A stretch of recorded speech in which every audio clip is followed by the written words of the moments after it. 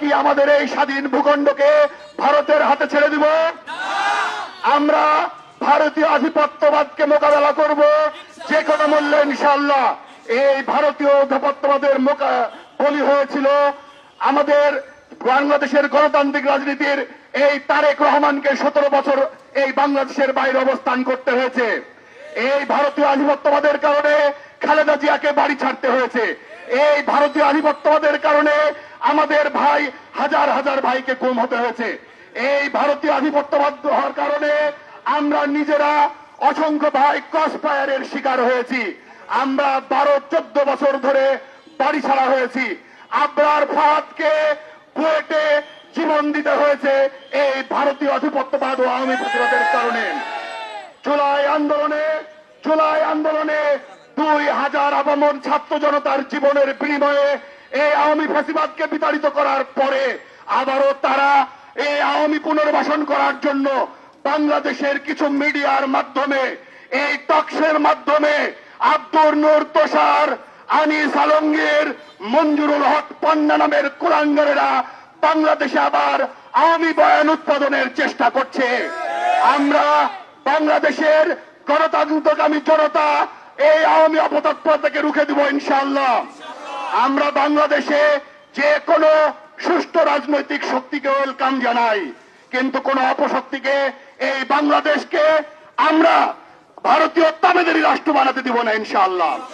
আপনারা জানেন এই শরীফ উসমান হাদি ভাই এক ইনকিলাব কালচারাল সেন্টার করে ভারতীয় সাম্রাজ্যবাদী কালচারের বিরুদ্ধে তিনি একটি বাংলাদেশপন্থী কালচারের উৎপাদন করেছিলেন, অথচ কাউকে আঘাত করা হয়নি। খুবই দুঃখজনক বিষয়, জুলাই আন্দোলনের পরে বাংলাদেশ নানা রাজনৈতিক বিভাজনে ক্ষমতা লিপ্সু রাজনৈতিক দলগুলো তারা ক্ষমতায় যাওয়ার কারণে প্রতিনিয়ত বিতর্কের মধ্যে চলে গেছে।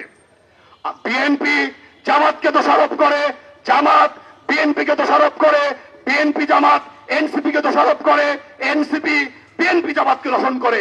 এরকম নোংরা ক্ষমতার রাজনীতি আমরা বাংলাদেশে চাই না।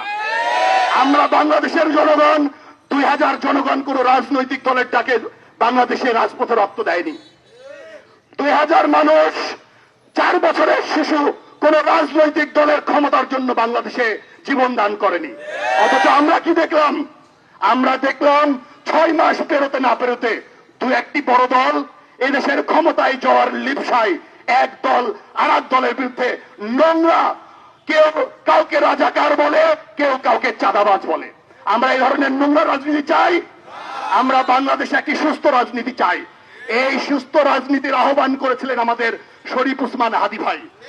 আমরা যে দলীয় পরিচয়ে থাকি, আমরা কোন রাজনৈতিক দুর্বৃত্তায়নকে, সন্ত্রাসবাদকে, চাঁদাবাজকে, দেশ বিরোধী কোন ষড়যন্ত্রকে আমরা বৈধতা দিতে পারি না। আপনারা জানেন আজকে আমরা দারুণ ভাবে শোকাহত। কালকে আমাদের শরীফ উসমান হাদি ভাইকে ঢাকায় জানাজা হবে। নতুন করে বাংলাদেশের ইনকিলাব মঞ্চ যে কোনো ধরনের কর্মসূচি দিলে আমরা সেই কর্মসূচিতে একাত্মতা ঘোষণা করে আমরা বাংলাদেশকে ভারতীয় আধিপত্যবাদ মুক্ত করার শপথ গ্রহণ করব ইনশাআল্লাহ।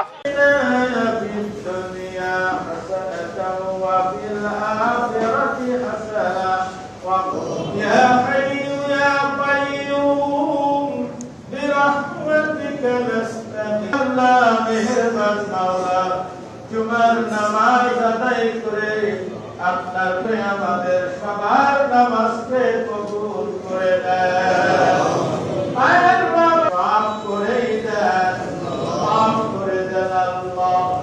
চোখের প্রত্যঙ্গের গুণা আল্লাহ তামাম পৃথিবীর যত মনে মদিনা দেখতে কাজ করে আল্লাহ ধরনের